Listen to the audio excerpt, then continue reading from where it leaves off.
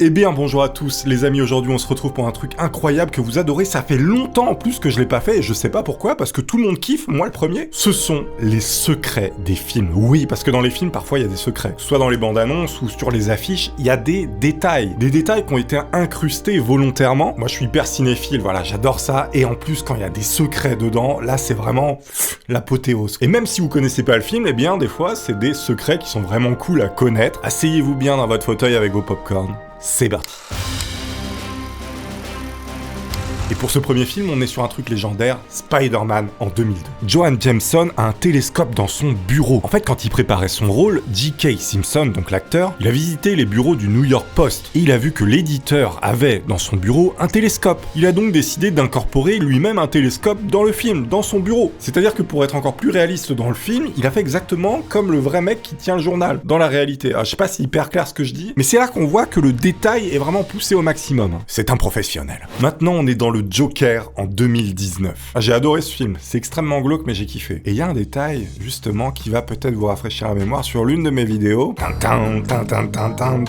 En fait, on peut voir à un moment donné Arthur qui se produit au Comedy Club de Pogo. Pogo. Et vous savez pourquoi ce truc a été nommé ainsi, Pogo? Eh bien, c'est en référence au tueur en série John Wayne Gacy. Vous savez, le tueur clown qui faisait des trucs bizarres, qui se déguisait en clown pour attirer ses victimes. Je crois que c'est l'une des références les plus dégueulasses dans un film, on est tous d'accord. En même temps, le film est tellement glauque que ça passe. Bon, c'est horrible, mais ça passe. Alors celle-là, j'ai pas compris, vous allez m'expliquer. Matrix Reload en 2003. Dans l'univers de Matrix, le costume d'un agent est légèrement vert. Mais comme l'agent Smith a ensuite évolué, il a maintenant un costume noir. Pourquoi l'évolution aurait teint son costume en noir? Bon, celle-là, faut vraiment m'expliquer. Si vous avez la solution, en tout cas, ça fait partie des détails des films, des secrets. Et d'ailleurs, en parlant de robots... Attendez, mais j'ai jamais parlé de robots, je deviens taré, moi. Avez-vous déjà entendu parler de Mech Arena? Alors attention, Mech Arena, c'est pas une arène remplie de mecs étranges qui font des trucs chelous. Non, c'est Mech, M-E-C-H, pour arène mécanique. Mech Arena va vous permettre d'exorciser votre haine en déboîtant un maximum de robots dans des arènes. Vous serez en compétition contre les autres, pour qu'à la fin, il n'en reste qu'un. À la fin,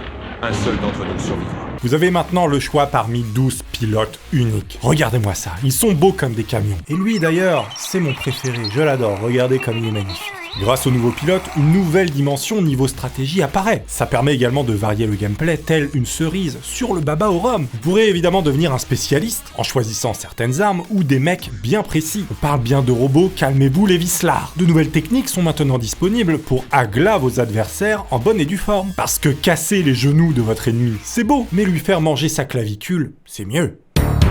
Vous avez maintenant la possibilité de prendre le mec Stalker, qui a la capacité Predator Drive. Autant vous dire que vous allez défourailler des darons. Et ce mois-ci, Mech Arena ajoute aussi un nouveau pilote, Nova et Tango. Leur capacité spéciale, le Sky Strike. Vous pouvez vous écraser au sol pour atomiser tous les adversaires. Vous avez également le fusil Ghost 4 en nouvelle arme et une mise à jour de la carte Paradise Plaza et plein d'autres événements spéciaux à venir. Le jeu est évidemment gratuit, disponible sur iOS et Android. Vous pouvez le télécharger avec le lien qui se situe en description ou avec le QR code qui est à l'écran. Et avec ce lien, vous obtiendrez 50 000 de crédit, 3 caisses d'or et un mec héraldique exclusif. Et vous pouvez également m'ajouter avec mon profil. Genre, c'est le moment de venir me casser la mâchoire. Mais attention, faites quand même gaffe à votre clavicule.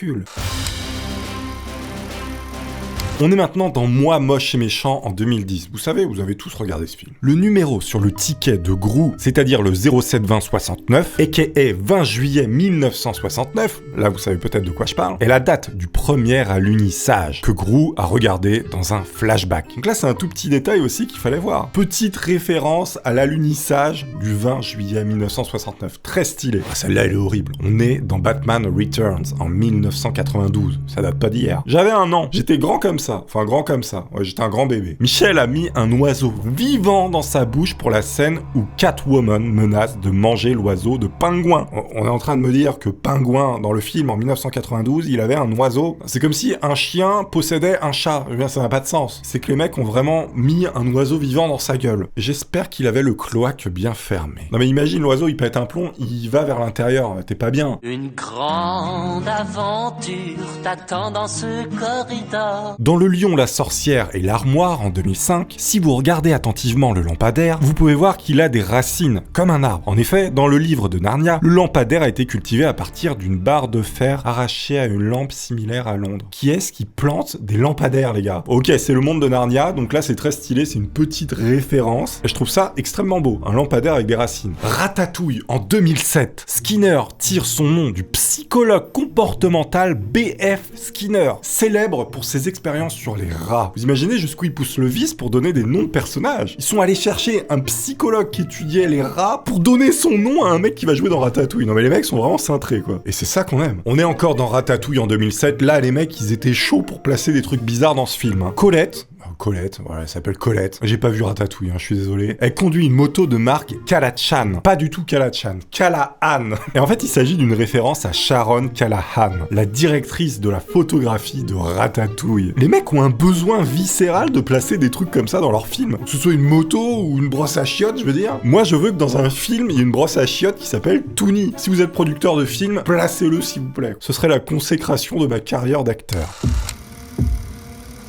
Il y a d'autres trucs aussi où c'est un peu une évidence. Pulp Fiction, un film que j'ai adoré, voilà, bon, je l'ai trop vu, mais j'ai adoré. On est donc dans le film Pulp Fiction en 1994. Et Monsieur Wolf tient le téléphone avec un mouchoir. Pourquoi? Eh bien parce qu'il va organiser l'évacuation d'un mec qui vient de buter. Voilà, bon. Et en fait, en prenant le mouchoir, il s'assure de laisser aucune trace sur le téléphone. Mais ça, c'est pas vraiment un secret de film. Bon, on l'avait deviné, je veux dire, si vous avez eu Pulp Fiction, je veux dire, c'est une évidence. Mais bon, ça fait partie quand même des détails. Cette fois-ci, on est dans Ant-Man en 2018. On peut entendre les fourmis travaillant dans le laboratoire de Hank Pym. Hank Pym, je sais pas. Et en fait, elles font des espèces de petits gazouillis. Et bien en fait, ces bruits ils viennent de vrais enregistrements de la vraie vie. Certaines fourmis frottent deux parties rugueuses de leur abdomen l'une contre l'autre pour émettre un pépitement. C'est marqué un pépitement.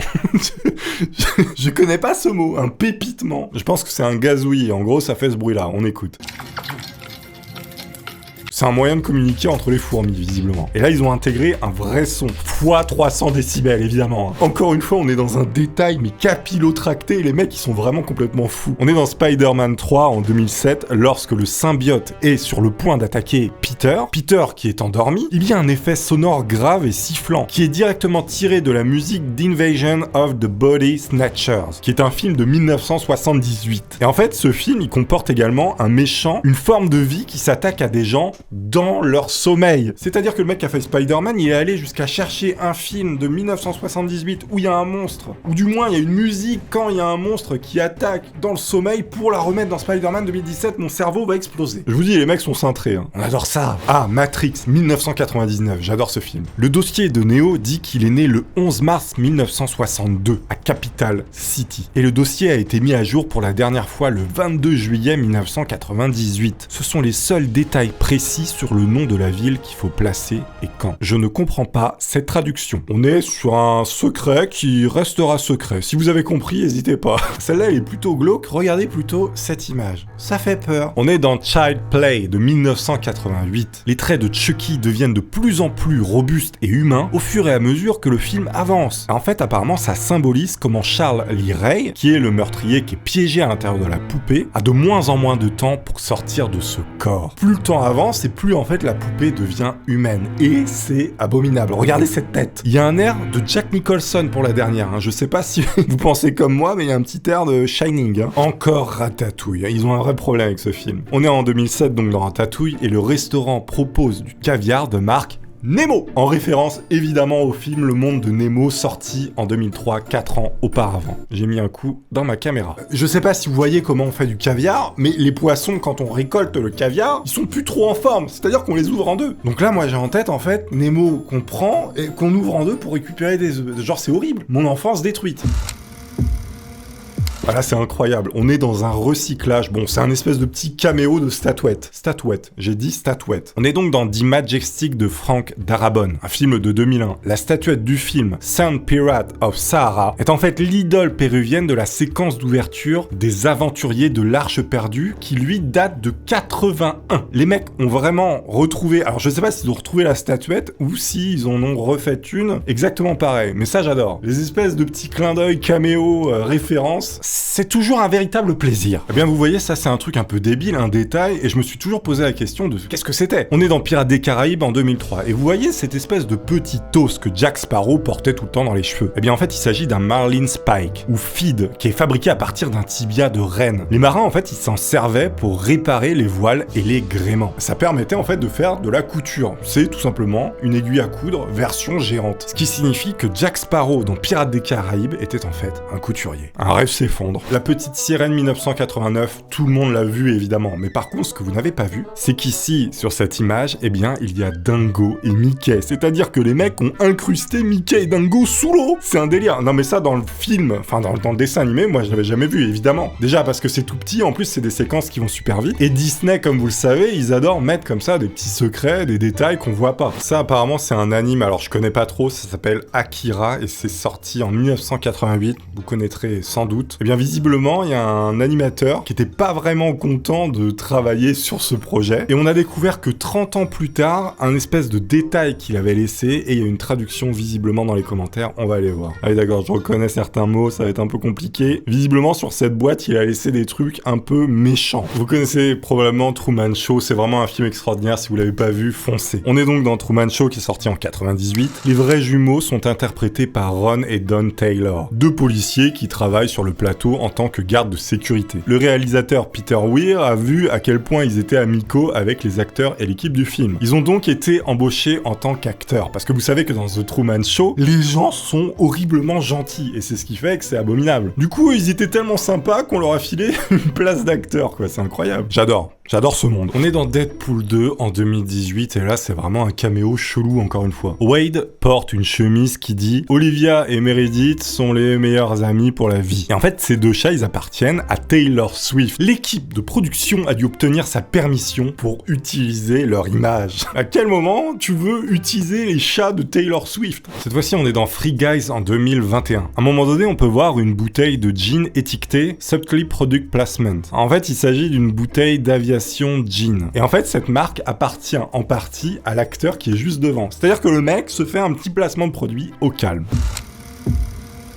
On est dans 22 Jump Street 2014. Joan Hill a été attaqué par un perroquet lors d'une course-poursuite en voiture. Sur le commentaire du DVD, il a déclaré « Ce n'était pas un jeu, je n'aime pas les oiseaux ». Oh non. Bah ouais, en même temps, regardez, le perroquet est complètement stressé, c'est normal. Bien, tu mets un perroquet dans un camion qui percute des voitures, excuse-moi, c'est normal qu'il veuille te crever la gueule, hein. Laissez les animaux en paix. Là, on est sur un méchant, tellement méchant qu'il transforme le papier peint. C'est bizarre. On est dans La Princesse et la Grenouille en 2009. Et en fait, si on regarde bien l'ombre des méchants, elle transforme le papier peint en crâne et en os croisés quand elle passe par-dessus. Voilà. Le mec est tellement méchant qu'il arrive à transformer le papier peint en tête de mort. Ah, c'est des petits détails qu'on apprécie comme ça, hein. Le Réveil de la Force 2015. Je me suis pas spoil, on l'a fait en freestyle. Han Solo laisse tomber sa parka sur le sol lorsqu'il arrive à la base de Starkiller. Quand il part, Chewbacca le lui rend. Et il réagit avec confusion. Cette partie a été improvisée par l'acteur de Chewbacca. Et en fait, là, la réaction d'Harrison Ford que vous voyez, il le regarde, mais frérot, tu fais quoi? Eh bien, c'est une réaction naturelle, parce que ça faisait pas du tout partie du scénario. Chewbacca, l'improvisateur compulsif. Il a peut-être beaucoup de poils, mais il a beaucoup d'idées. Ah ça a été longtemps un de mes films préférés, Mission Impossible de 1996. Quand j'étais jeune, je l'ai revu après, j'étais moins fan. En fait, dans cette scène, vous savez, où il descend avec une corde pour aller chercher quelque chose, alors qu'il y a des lasers un peu de partout, eh bien Tom Cruise n'arrêtait pas de se cogner la tête en essayant de planer à quelques centimètres du sol. Et en fait, pour faire contrepoids, il a mis dans ses chaussettes des pièces de monnaie anglaises. Ça permettait de maintenir son équilibre, vous imaginez? Quelques pièces dans les chaussures et ça lui permettait de rester stable. J'adore ces petites infos. J'espère que vous aurez découvert quelques détails, quelques secrets mystérieux de films. Moi, j'adore ça, vraiment, c'est vraiment une passion chez moi. On se retrouve très bientôt, les amis. Pensez à laisser des pouces, oui! Vous savez que ça permet de soutenir la chaîne, voilà, ça prend vraiment une seconde, c'est chiant, tout le monde le demande, mais je le fais quand même. Merci à tous ceux qui penseront à le faire. Je vous dis à très bientôt. Portez-vous bien évidemment d'ici là, à très vite. Au revoir.